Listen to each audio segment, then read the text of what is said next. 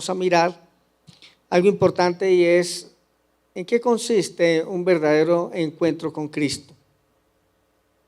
No vamos nosotros a entender qué son los dones espirituales si no entendemos qué es la iglesia y si no entendemos lo que realmente significa encontrarse con Cristo.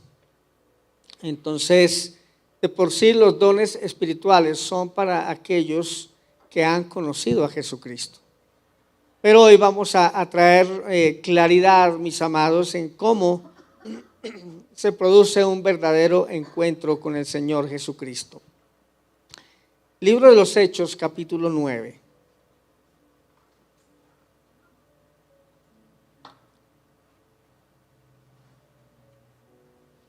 Hechos capítulo 9 habla de la conversión de Saulo y es uno de los ejemplos más impactantes en la Biblia de una persona que tiene un encuentro con el Señor Jesucristo. Voy a leer del versículo 1 hasta el versículo 19 para que estemos muy atentos y podamos entender más a profundidad lo que Dios quiere enseñarnos en esta mañana. Dice así la Escritura: Saulo, respirando aún amenazas de muerte contra los discípulos del Señor, vino al sumo sacerdote y le pidió cartas para las sinagogas de Damasco, a fin de que si hallase algunos hombres o mujeres de este camino, los trajese presos a Jerusalén. Mas yendo por el camino, aconteció que al llegar cerca de Damasco, repentinamente le rodeó un resplandor de luz del cielo. Y cayendo en tierra, oyó una voz que le decía: Saulo, Saulo, ¿por qué me persigues? Y él dijo: ¿Quién eres, Señor? Y le dijo: Yo soy Jesús, a quien tú persigues. Dura cosa te es dar coces contra el aguijón. Él, temblando y temeroso, dijo: Señor, ¿qué quieres que yo haga? Y el Señor le dijo: levántate y entra en la ciudad, y se te dirá lo que debes hacer. Y los hombres que iban con Saulo se pararon atónitos, oyendo a la verdad la voz, mas sin ver a nadie. Entonces Saulo se levantó de tierra, y abriendo los ojos no veía a nadie, así que llevándolo por la mano le metieron en Damasco, donde estuvo 3 días sin ver, y no comió ni bebió. Había entonces en Damasco un discípulo llamado Ananías, a quien el Señor le dijo en visión: Ananías. Y él respondió: heme aquí, Señor. Y el Señor le dijo: levántate y ve a la calle que se llama Derecha, y busca en casa de Judas a uno llamado Saulo de Tarso, porque he aquí él ora. Y ha visto en visión a un varón llamado Ananías, que entra y le pone las manos encima para que recobre la vista. Entonces Ananías respondió: Señor, he oído de muchos acerca de este hombre, cuántos males ha hecho a tus santos en Jerusalén. He aquí tiene autoridad de los principales sacerdotes para prender a todos los que invocan tu nombre. El Señor le dijo: ve, porque instrumento escogido me es este para llevar mi nombre en presencia de los gentiles y de reyes y de los hijos de Israel. Pero yo le mostraré cuánto le es necesario padecer por mi nombre. Fue entonces Ananías y entró a la casa, y poniendo sobre él las manos dijo: hermano Saulo, el Señor Jesús, que se te apareció en el camino por donde venías, me ha enviado para que recibas la vista y seas lleno del Espíritu Santo. Y al momento le cayeron de los ojos como escamas, y recibió al instante la vista, y levantándose fue bautizado, y habiendo tomado alimento recobró fuerzas. Amén. Un poco larga la lectura, pero es importante que a través de este pasaje podamos entender lo que realmente es un encuentro con el Señor Jesucristo. Hay algo importante del encuentro que tuvo el apóstol Pablo con el Señor Jesucristo, y es que Pablo no estaba buscando a Jesús. Pablo no estaba buscando a Jesús, al contrario, Pablo estaba en contra de los seguidores de Jesús. Y todo encuentro que se produce en Jesucristo se produce de esta manera. El apóstol Juan escribe y dice que nosotros amamos a Dios porque Él nos amó primero. Cuando se produce un encuentro con el Señor Jesucristo, la verdad es que el ser humano no está buscando a Dios. Dios busca al ser humano. A través de las circunstancias y a través de muchas cosas, Dios, a través del Espíritu Santo, le hace entender a las personas que Él lo está llamando. Así que ese encuentro se produce entre el Señor Jesucristo y una persona, se produce más por iniciativa del Señor que por iniciativa de la persona. Cuando la persona tiene la iniciativa de encontrarse con Jesús, es porque ya el Espíritu Santo hizo una obra en la vida de esa persona. El Espíritu Santo empieza a inquietar la vida de una persona para que esa persona ahora quiera encontrarse con el Señor Jesucristo. Ahora, el sentido del Evangelio está en esta parte, mis amados, en que una persona tenga un encuentro real, genuino y verdadero con el Señor Jesucristo. Ese es el sentido del Evangelio, que la persona realmente tenga un encuentro. Hoy en las congregaciones hay mucho religioso, pero poco convertido. Entonces hay personas que tienen ciertos modelos de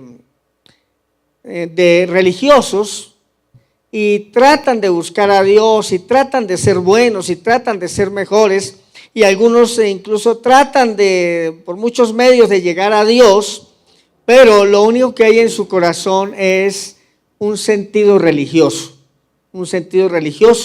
como pasaba con los fariseos. Los fariseos, dice la Biblia, que ellos se la pasaban en la sinagoga y ayunaban por largo tiempo, también se paraban en las calles a tratar de hacer una buena labor y hacían muchas cosas, pero en una ocasión el Señor Jesucristo les dijo que ellos estaban totalmente apartados de Dios. Eran practicantes de algunas cosas, pero no eran realmente convertidos. Y hay que tener mucho cuidado con eso, porque pueden haber muchas personas practicantes de la religión, mas no convertidos al Señor Jesucristo. ¿Eres practicante o eres convertido? Eso es muy importante. Entonces, cualquier persona puede practicar la religión, cualquier persona puede incluso someterse a muchas cosas. Los fariseos colocaban a la gente a llevar cargas, a hacer procesiones, a hacer una cantidad de cosas que ni siquiera los que los mandaban a hacer las hacían. Pero la gente pensaba que de esa forma ellos realmente podían llegar a Dios, pero nunca a una conversión real y verdadera. Escúcheme bien, conocer a Jesucristo, tener un encuentro real con Jesucristo va más allá de la religión. Cualquiera puede ser practicante de la religión, pero conocer a Jesucristo es algo mucho más profundo. De eso quiero hablarles en esta mañana. Conocer a Jesucristo va más allá de practicar algo. Es conocer a la persona del Señor Jesucristo y experimentar en su vida realmente que algo sucedió en la vida de la persona, como una transformación completa en la vida de una persona.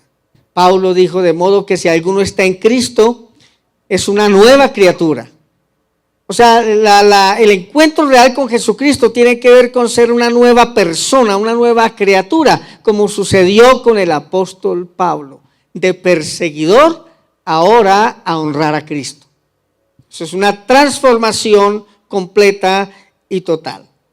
Así que Jesucristo luchó mucho con esto cuando estuvo predicando, porque los fariseos pensaban que con practicar una religión era suficiente, y Jesucristo tuvo que darles a entender que ellos necesitaban un encuentro genuino con el Señor Jesucristo. Así que Pablo es un ejemplo muy, muy contundente de lo que es la obra del Señor en la vida de una persona. Tenía odio contra el Evangelio, odiaba a los cristianos, pero en el momento en que se encuentra con el Señor, o más bien el Señor Jesucristo lo encuentra a él, Este hombre es transformado, incluso, hermanos, en un instante. Él fue transformado en un instante. Pablo, para empezar a orar, no necesitó 10 discipulados. Él inmediatamente empezó a orar. Dice que no comió, entró en ayuno y empezó a hablar con Dios desde el mismo instante en que él, el Señor Jesucristo, lo encuentra a él. Es un ejemplo muy, muy contundente de lo que es una verdadera conversión. Otro hombre que se convirtió de verdad fue Zaqueo. Cuando el Señor Jesucristo llega a la casa de Zaqueo y Zaqueo recibe el mensaje del Señor y él cree en el poder de Jesucristo, se levanta y dice: hombre, yo tengo que restituir, yo quizá he robado a mucha gente, pero si a alguien le he quitado, yo le voy a empezar a devolver. Ese es un cambio de vida, una nueva criatura. Las cosas viejas pasan, dice la palabra, y aquí todo es hecho nuevo. Así que, mis amados, una verdadera conversión a Cristo tiene que ver con una evidencia o un fruto de lo que realmente Dios hizo en la vida de una persona. ¿Saben qué podemos nosotros percibir? Hay personas que llevan muchos años asistiendo a una iglesia, pero no hay cambio, no hay transformación. Quiere decir que solamente son practicantes de una religión, pero nunca han tenido un encuentro real con Jesucristo. Porque el que está en Jesucristo es una nueva criatura, es una nueva persona. Voy a hablar de 3 factores que son muy importantes en una conversión.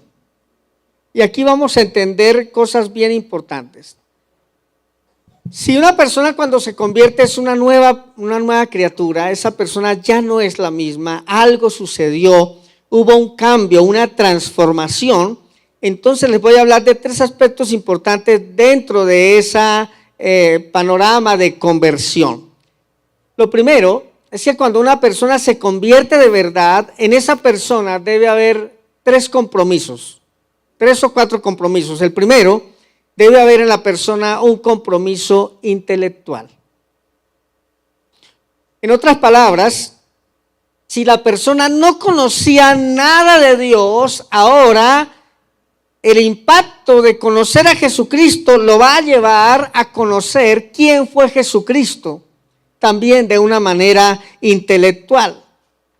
Porque no podemos llevar nosotros una fe a ciegas. Nuestra fe debe tener un fundamento. ¿Cuál es el fundamento de nuestra fe? La obra del Señor Jesucristo. ¿Cómo conozco yo al Señor Jesucristo? A través de la Escritura. O sea, debe haber un conocimiento intelectual en la vida de la persona. Eso requiere una conversión. El resultado de que uno ahora es nuevo es que ahora se interesa por la Escritura. Amén. Si una persona empieza a estudiar y a conocer a Jesús a través de la Escritura, esa persona va a reafirmar la obra que Dios está haciendo realmente dentro de ella. ¿Quién fue Jesús? ¿Dónde nació Jesús? ¿Con quién estuvo Jesús? ¿Qué fue lo que realmente Jesucristo vino a hacer a la tierra? ¿Qué milagros hizo Jesús aquí en la tierra? ¿Qué predicó Jesús realmente? ¿Cómo fue la muerte de Jesús? ¿Qué implicó la muerte? ¿Qué implicó la resurrección de Jesucristo? ¿Qué implicó el sacrificio de Jesucristo? En otras palabras, si la persona no tenía toda esa información, ahora se interesa por conocer quién fue Jesucristo realmente. Tiene que haber un compromiso intelectual también. Amén. Ese compromiso intelectual para conocer a Jesús, pero también conocer la historia de cómo se desarrolló la iglesia, cómo fue la predicación del evangelio realmente. Miremos lo que dice la palabra del Señor en el libro de Juan, el capítulo 14, versículo 8, para entender un poco mejor esto. Evangelio según San Juan, capítulo 14, versículo 8 y 9. Felipe le dijo: Señor, muéstranos al Padre y nos basta. Jesús le dijo: ¿tanto tiempo hace que estoy con vosotros y no me has conocido, Felipe? El que me ha visto a mí, ha visto al Padre. ¿Cómo me dices, muéstrame al Padre? Aquí está hablando el Señor Jesucristo de andar con ellos, de estar con ellos, pero sin embargo ellos no tenían realmente todo el conocimiento que tenían que tener. Un creyente, amados, debe tener conocimiento de la Escritura. Amén. Ustedes saben cuántas doctrinas falsas están rondando, incluso desde el tiempo del Señor Jesucristo. En una ocasión alguien nos timbró aquí a la puerta y dijo: no, es que yo vengo a enseñarles la verdad, Jesucristo, Dios es mujer. Y empieza con sus cosas, sus discusiones. ¿Cuántas cosas no salen hoy día? Amén. ¿Cuántas cosas no salen hoy día? Algunos se han atrevido a decir que Jesucristo era homosexual y muchas otras cosas. Pero eso sucede porque las personas no tienen un compromiso intelectual. En otras palabras, cuando yo me convierto de verdad, yo tengo que acudir a la palabra. Yo tengo que estudiar la palabra, tengo que estudiar la Escritura. Miren lo que dice el mismo apóstol Pablo de esto, Filipenses capítulo 3, versículo 10. El mismo apóstol Pablo habla de algo muy importante acá en cuanto al conocimiento del Señor. Un conocimiento intelectual es importante. Dice Filipenses 3:10, a fin de conocerle y el poder de su resurrección y la participación de sus padecimientos, llegando a ser semejante a él en su muerte, si en alguna manera llegase a la resurrección de entre los muertos. Entonces aquí hay un anhelo de Pablo y es conocer a Cristo, conocerlo a él. El encuentro de Jesucristo vino a nosotros, pero ahora a nosotros nos corresponde conocer a Cristo a través de la palabra. Todo creyente debe conocer la Escritura. Amén. Todo creyente debe leer la Biblia, toda la Biblia de pasta a pasta, y estudiar y conocer y entender. Aún a los servidores de la congregación les preguntamos: ¿cuántos de ustedes han leído la Biblia una vez?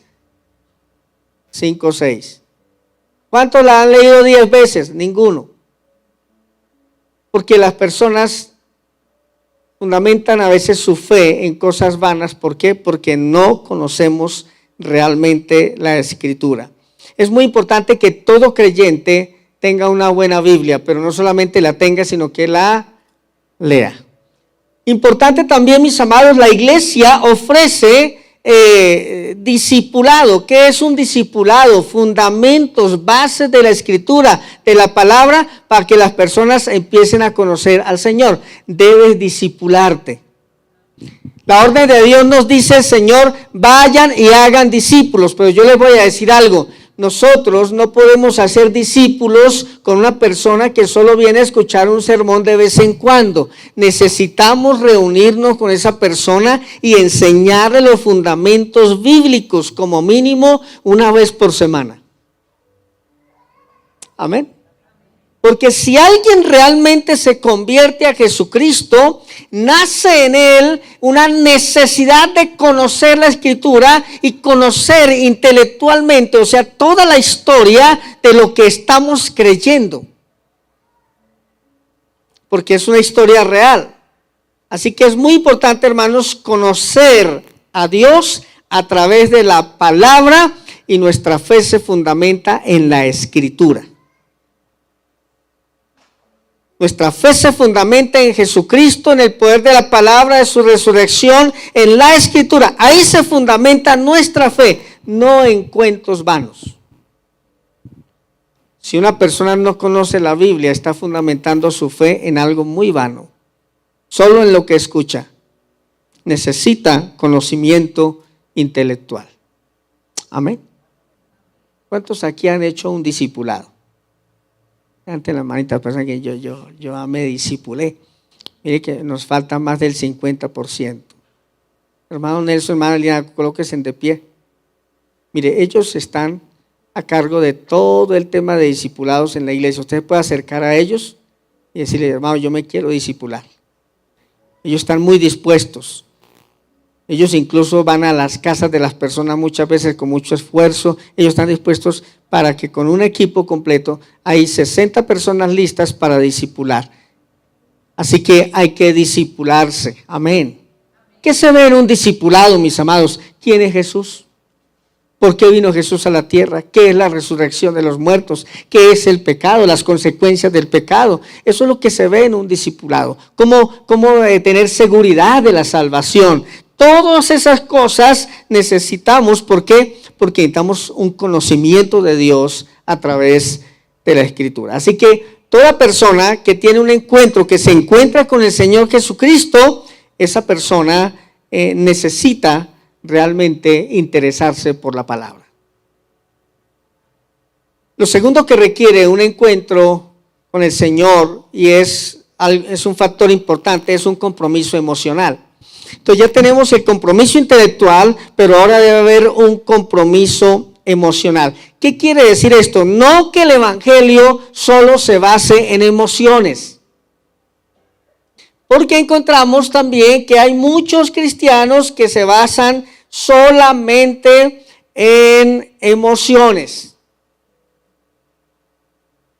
Solo emociones.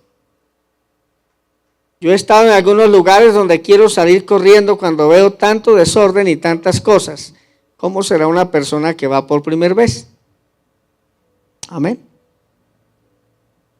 Ahora, cuando miremos lo de los dones espirituales, es donde vamos a mirar todo este tema y vamos a mirar cómo se manifiesta el Espíritu Santo.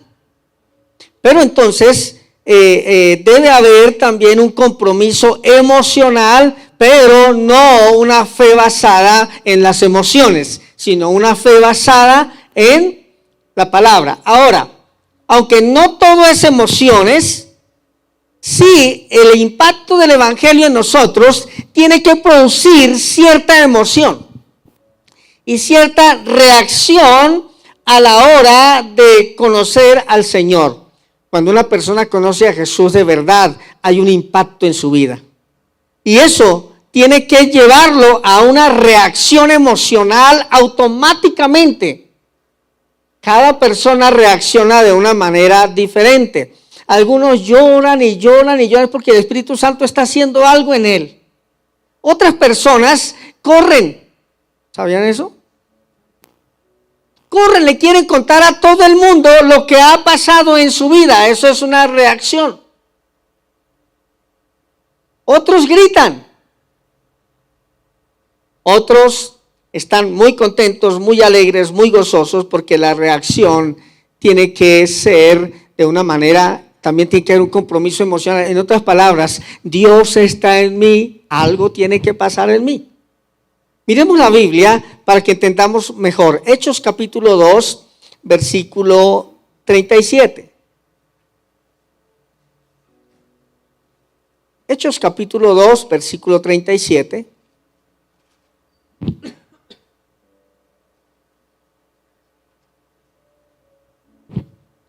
Dice, al oír esto, se compungieron de corazón y dijeron a Pedro y a los otros apóstoles, varones hermanos, ¿qué haremos?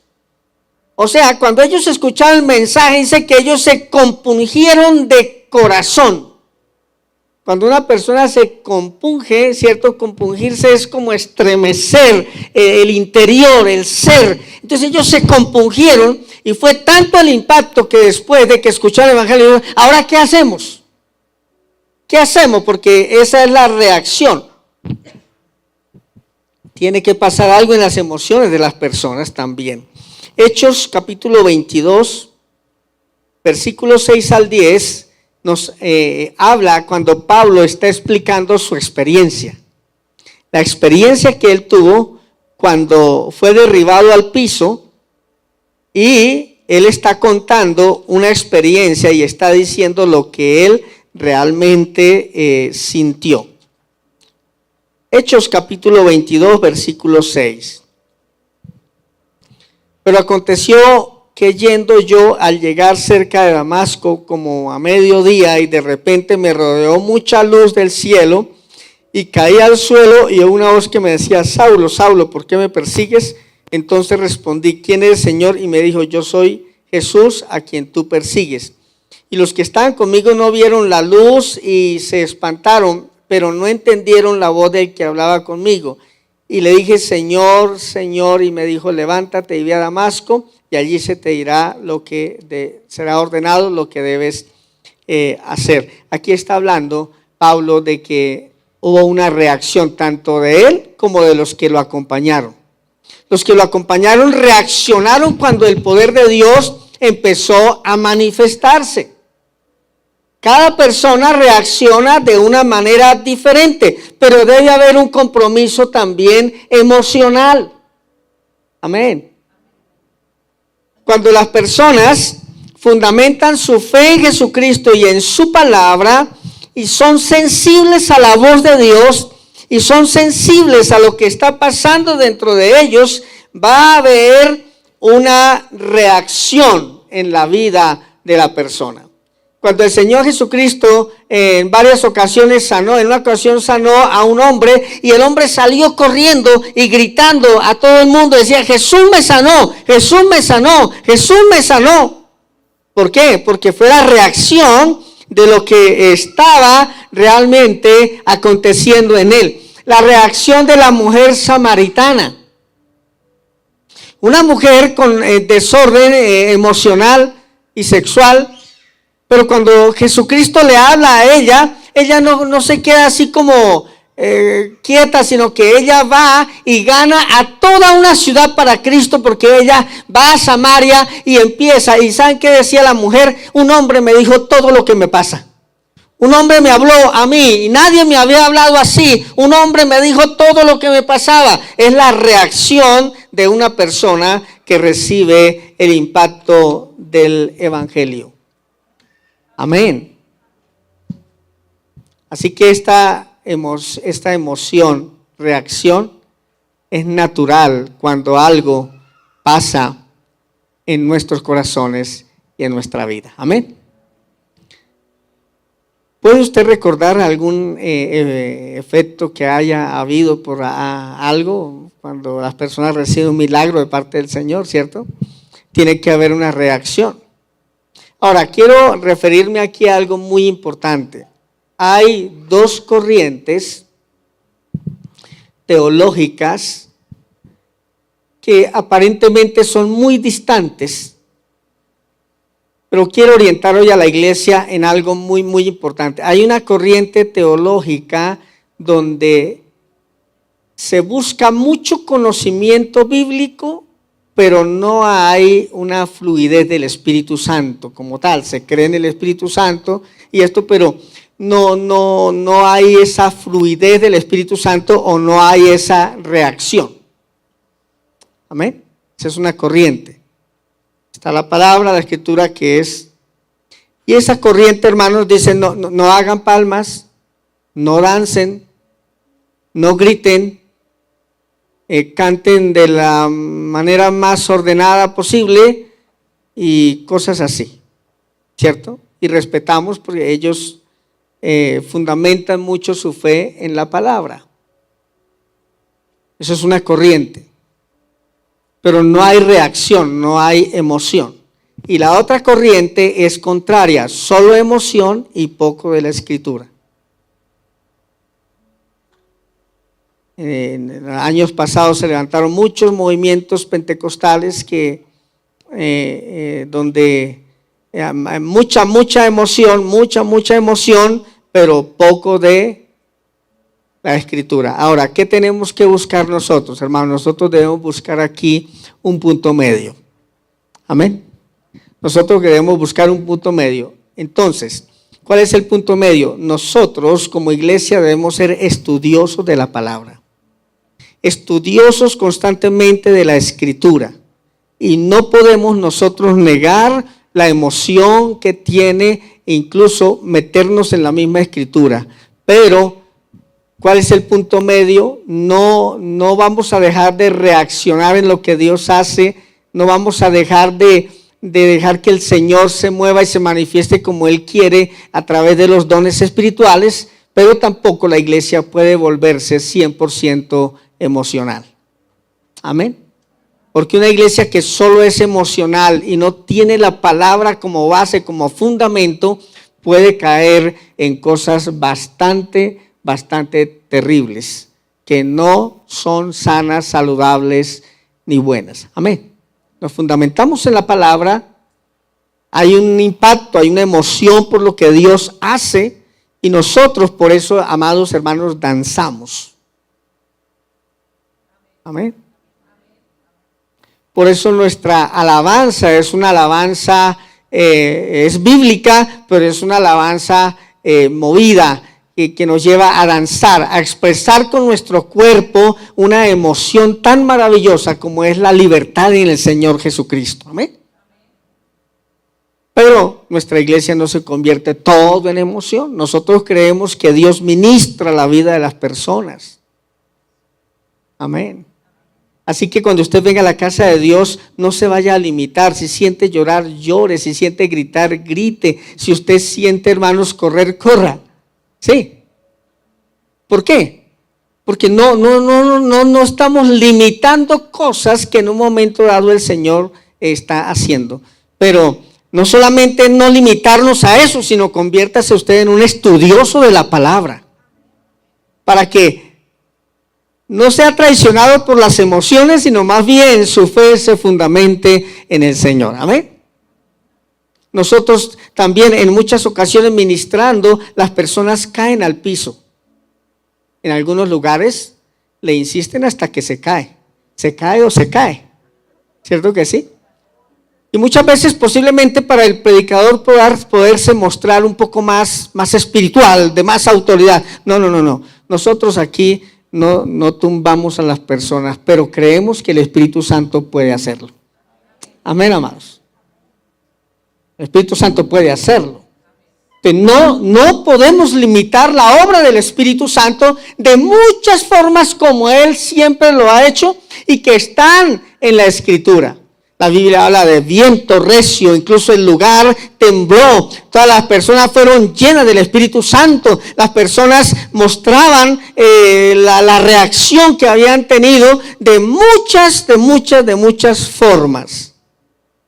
Qué hermoso cuando una iglesia es estudiosa de la palabra y cree en la manifestación del Espíritu Santo y su fe está basada en la palabra. Amén, amados. Su fe está basada en la palabra. Así que no es en nuestras reuniones la competencia el que más grite, el que más haga o el que más sea espiritual. En nuestras reuniones es el Espíritu Santo el que Él debe hacer como Él quiera hacer. Amén. Pero no vamos a limitar la obra del Espíritu Santo. Amén. No la vamos a limitar. Él puede hacer como Él quiera, donde quiera y con la persona que Él quiera. Así que hay dos compromisos importantes cuando hay realmente un encuentro con Cristo. El primer compromiso es intelectual. Vamos a estudiar la palabra. Vamos a discipularnos. Vamos a conocer cómo es la obra de Cristo a través de la palabra. El segundo compromiso es un compromiso emocional. No vamos, hermanos, a restringir lo que el Espíritu Santo de Dios quiere hacer dentro de nosotros. Él es fuego, Él es gozo, Él es paz, Él es bendición. Pero las dos cosas deben ir de la mano. Amén, mis amados. De la mano. Qué hermoso, qué maravilla. Una persona que conoce a profundidad la palabra y permite que el Espíritu Santo ministre su corazón. Que el Espíritu Santo de Dios ministre su vida. Eso es una tremenda bendición. Y hay un tercer compromiso. Es el compromiso de la voluntad. Cuando yo me convierto realmente a Jesucristo, hay una certeza en mí de que ahora realmente soy hijo de Dios.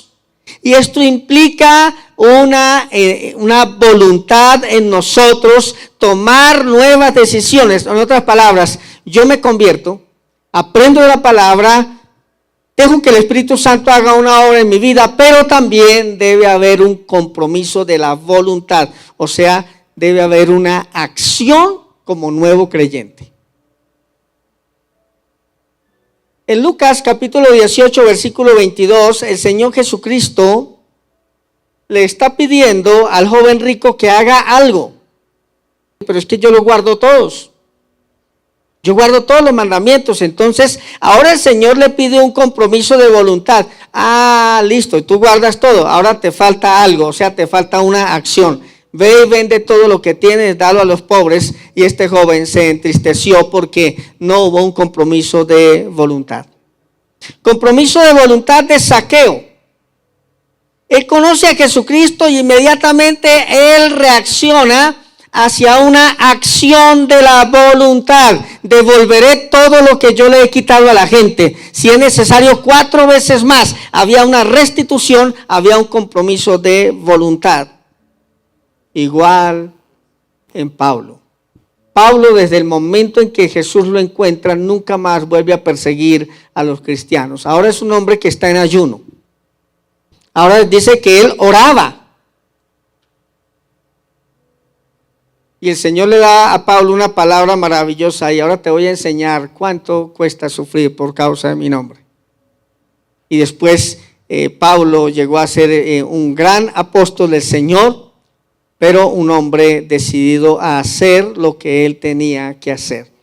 ¿Cuál es el compromiso de voluntad aquí? El compromiso de voluntad va de la mano con los frutos de arrepentimiento. Amén. Si yo soy creyente, si Jesucristo me encontró y yo tengo un encuentro real con Jesucristo, ahora hay una acción llamada fruto de arrepentimiento. ¿Qué quiere decir? Voy a apartarme de aquellas cosas que antes hacía, que a Dios no le agradaban, pero ahora quiero agradar al Señor. Como dice la palabra, el que robaba no va a robar más. El que maldecía no va a maldecir más. El que mentía no va a mentir más. Hay una acción de voluntad.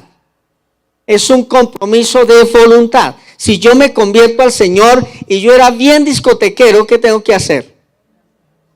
Entonces ya abandono ciertos lugares porque ya hay una acción del Evangelio. El Evangelio me lleva a una acción de mi voluntad. Pablo lo dijo de la siguiente manera: con Cristo estoy crucificado. Ya no vivo yo, ahora Jesucristo vive en mí. Y si ahora vivo en esta carne, lo vivo en la fe del Hijo de Dios. O sea, él estaba diciendo: yo crucifiqué mi carne, mi vida. Esa es una acción de la voluntad. Ya no soy yo, ya no son mis deseos, ahora es Dios dentro de mí. Debe haber un fruto de arrepentimiento. Amén.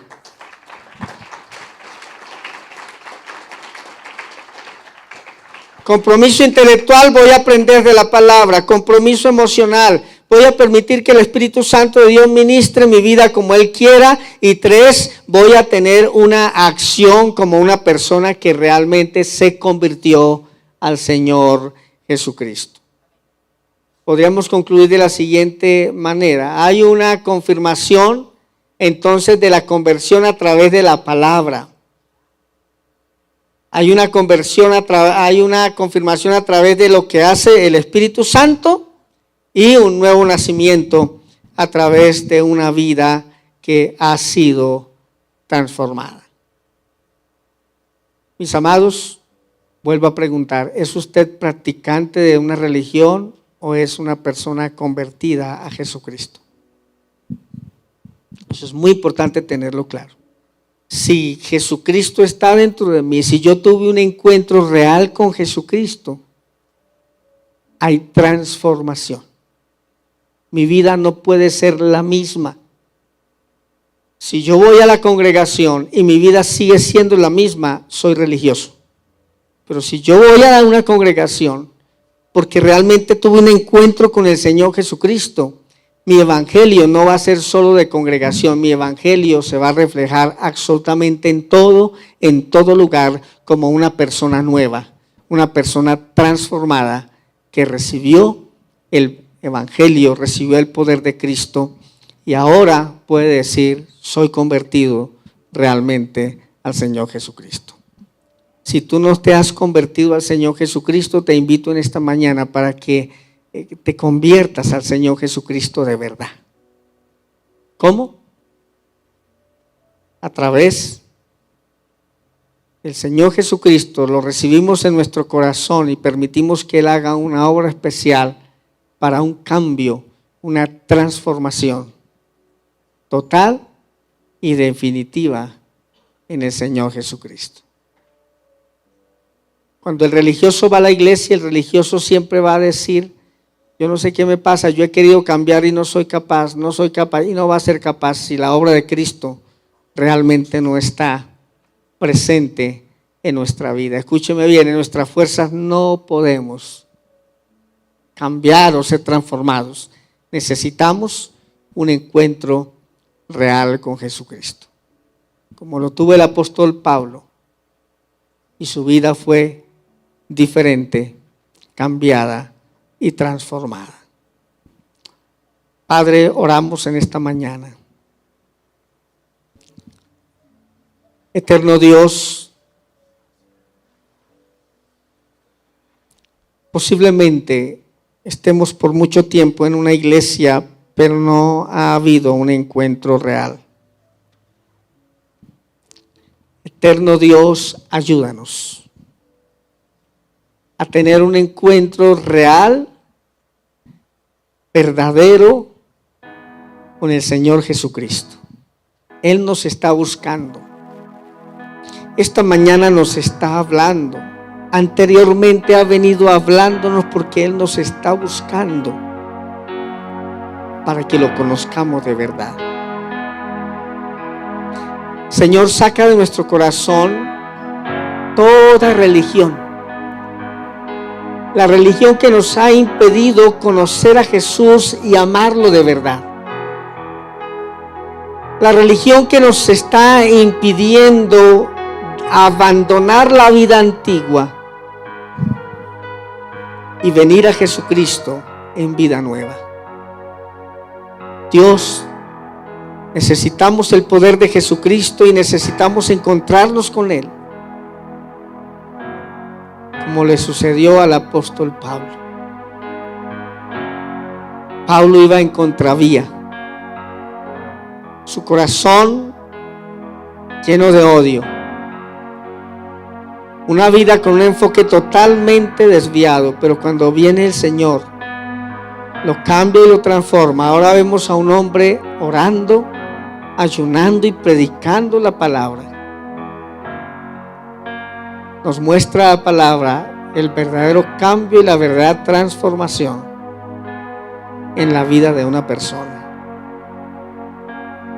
Ayúdanos, Dios, a amarte con todo nuestro corazón y nuestra vida, y no a ser religiosos, sino amantes del Señor. Gracias te damos en esta mañana, Dios eterno, por tu bendición y tu fidelidad. En el nombre de Jesús, gracias Dios. Amén.